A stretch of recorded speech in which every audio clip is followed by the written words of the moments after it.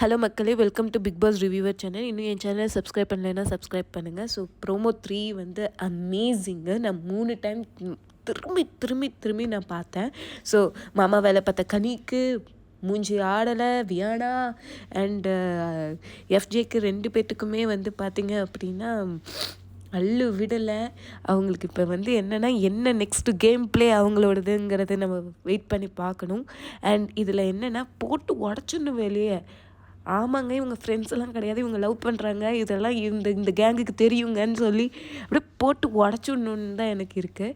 இவங்க 2 பேரும் வந்து பேரண்ட்ஸ் வர வரைக்கும்லாம் நீங்கள் வெயிட் பண்ண வேண்டாம், இப்பயே வச்சு செய்கிறோம் அப்படிங்கிற மாதிரி தான் எனக்கு இருந்துச்சு. இவங்கெல்லாம் பேரண்ட்ஸ் வர வரைக்கும்லாம் இருக்கக்கூடாது, நெக்ஸ்ட் வீக் கேப்சே இல்லை நம்ம பார்சல் பண்ணணும் அப்படிங்கிற மாதிரி தான் எனக்கு தோணுது. ஸோ ஆதிரை மேலே இவ்வளோ எக்ஸ்பெக்டேஷன் வைக்கிறதும் தப்பு அப்படிங்கிற மாதிரி எனக்கு தோணுது. உங்களுக்கு எப்படி இருக்குது மக்களே? எக்ஸ்பெக்டேஷன் லீட்ஸ் டு டிசப்பாயின்மெண்ட்டா அப்படின்னு எனக்கு தெரில. உங்களோட கமெண்ட்ஸை நீங்கள் கமெண்ட்டில் சொல்லுங்கள். தேங்க்யூ.